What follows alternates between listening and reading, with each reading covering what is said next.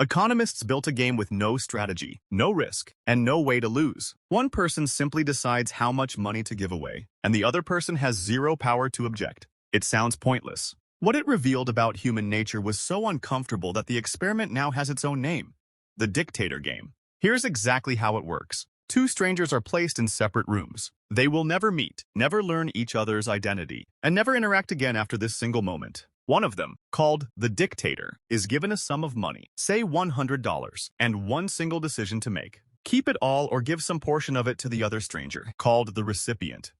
That's it. There's no negotiation. The recipient has no vote, no veto, no way to punish a stingy offer. Whatever the dictator decides, that's final. Nobody watching, nobody judging, no consequences of any kind. Now, before I tell you what actually happened, think about what should happen, according to the coldest, most rational version of self-interest. If you know you'll never face any consequence, if fairness costs you money and generosity earns you nothing measurable in return, the purely rational move is obvious. Keep everything, every single dollar. Anything else is just leaving free money on the table. This is exactly what one of the founding assumptions of classical economics predicted for decades. Economists called it Homo economicus, a theoretical version of a human being who behaves as a purely self-interested, rational actor, maximizing personal gain in every decision. Under that model, the Dictator Game has an obvious, boring answer: everyone keeps everything. That is not remotely what happened. In 1994, economists Daniel Kahneman, Jack Netsch, and Richard Thaler ran one of the earliest versions of this experiment, and the results broke the model instantly. Far from keeping everything, the average dictator gave away roughly 20% of the money, often more. Some gave away exactly half, splitting it evenly with a total stranger they'd never see again, for reasons that had nothing to do with strategy, because there was no strategy left to play. And here's the detail that made economists sit up. This wasn't a fluke of one small study. The Dictator Game has since been run thousands of times, across dozens of countries, with millions of dollars in real stakes, not hypothetical monopoly money. And the pattern holds with remarkable consistency. Across most populations studied, somewhere between 60 and 80% of people give away a meaningful portion of the money, typically landing somewhere between 20 and 30% on average. A smaller group, usually somewhere close to that 1 in 5 figure, keeps it all. And a small minority, consistently showing up study after study, actually gives away more than half, sometimes the entire amount, receiving nothing back for themselves at all. So the real question isn't why some people are selfish. Classical economics already expected that. The real question is why anyone gives away money at all, when literally nothing forces them to, and nobody would ever know if they didn't. The first explanation researchers reached for was reputation. Maybe people are secretly worried someone might find out, and they're protecting a social image, even in a supposedly anonymous setup. This is a reasonable hypothesis, and researchers tested it directly. In several versions of the experiment, the anonymity was made airtight. Dictators dropped envelopes into sealed boxes. Researchers physically left the room during the decision. In some versions, not even the experimenter running the study could match a specific dictator to a specific outcome. Giving dropped somewhat under these conditions, which tells us reputation does play some role, but it never dropped to zero. Even under conditions of genuinely perfect anonymity, where literally no human being on Earth could ever trace a decision back to a specific person, a substantial number of people still gave money away. This forced researchers toward a stranger conclusion. Something inside people cares about fairness even when nobody is watching, and even when there's no future relationship to protect. In the 2000s, neuroscientists began scanning brains during economic games like this one, and a picture started to emerge. Studies using functional MRI found that when people made generous choices in games like the Dictator Game, activity increased in brain regions associated with reward processing, the same regions activated by pleasurable experiences like eating good food or receiving money directly. Researchers gave this effect an evocative name: the warm glow of giving. Being generous doesn't just avoid guilt. For a meaningful number of people, it actively feels good, at a neurological level, in a way that mirrors receiving a reward yourself. This connects to a much older evolutionary puzzle that anthropologists have wrestled with for decades. Humans evolved in small, tightly interdependent groups, where your survival depended enormously on your relationships with the people around you. In that environment, a reputation for fairness and generosity wasn't just a nice personality trait.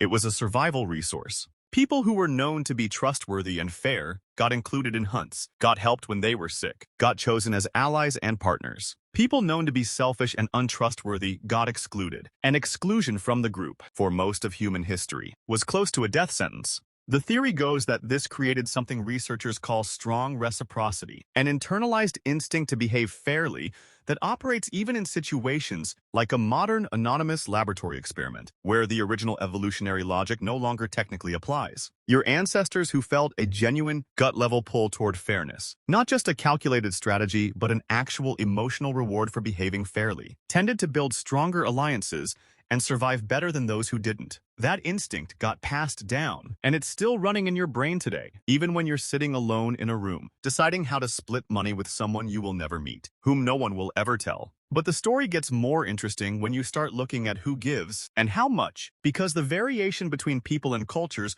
reveals almost as much as the average itself. Age matters significantly. Studies looking at children found that very young kids, around age 4 or 5, tend to keep almost everything, behaving close to the purely self-interested model classical economics originally predicted. Generosity in these games increases steadily through childhood, suggesting fairness isn't something humans are simply born fully equipped with. It appears to be something substantially shaped by socialization, culture, and the internalization of norms over years of development. Culture matters too, and not in a simple, uniform way. A large cross-cultural study led by anthropologist Joseph Henrich in the early 2000s ran variations of these economic games across 15 different small-scale societies around the world, from foragers to farmers to herders. The results varied dramatically depending on how integrated a society's economy was with markets and cooperation with strangers. Groups with more market integration, more experience trading and cooperating with people outside their immediate family or tribe, tended to show higher, more consistent generosity in these games. Groups with less exposure to wider cooperative trade networks showed more variation, and in some cases, much lower average offers. This suggested something important. Fairness toward strangers isn't simply hardwired at a fixed level. It's shaped, at least partly, by how much practice a society has had cooperating with people outside its immediate circle. And then there's the framing of the game itself, which turns out to matter enormously. Researchers found that simply changing the language used to describe the exact same decision could shift behavior significantly. Calling the money split a gift produced different average offers than calling it a contribution, which produced different offers than describing keeping money as taking versus not giving. The underlying decision never changed. The stakes never changed. Only the words changed, and people's sense of what fairness even meant in that specific framing measurably shifted with it.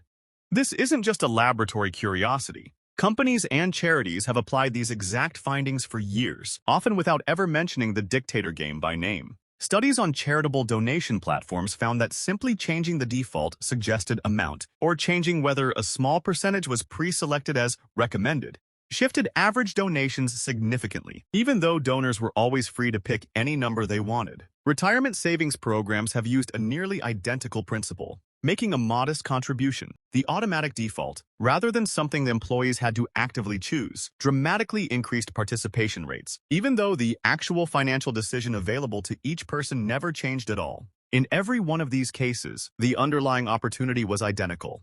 Only the framing shifted. And in every one of these cases, human behavior moved right along with it, which tells you something uncomfortable about how much of what feels like a personal, deliberate choice is actually being shaped by a design decision someone else made first. Here's what all of this adds up to. You are not a purely rational, self-interested calculator, the way early economic models assumed. But you're also not a saint operating on pure selflessness. You're something stranger and more specific. A creature whose brain was built, over hundreds of thousands of years, to find fairness genuinely, neurologically rewarding, but only within a system that's deeply sensitive to context, framing, culture, and the particular relationships you've been shaped by. This is why you feel a pull to tip a server, even when you'll never eat at that restaurant again. It's why walking past someone asking for help triggers a small, uncomfortable tug even when nobody you know will ever find out whether you stopped. It's why splitting a bill unevenly with a stranger feels wrong in your gut before your conscious mind even finishes calculating who ordered what. None of that is a calculated strategy. It's the same ancient reward circuitry that lit up in those brain scans, quietly running underneath a decision you thought was purely your own. The dictator game strips away every external reason to be fair: negotiation, punishment, reputation, relationship, and what's left over is a strangely consistent signal. For most people, some meaningful portion of fairness survives even total anonymity, even zero consequences, even complete power over someone who can never push back. Not because anyone's forcing it, because somewhere in a brain shaped by hundreds of thousands of years spent depending on other people, fairness itself became its own quiet reward. You don't split the money because you have to. You split it because some ancient part of you still remembers exactly what it cost people who didn't.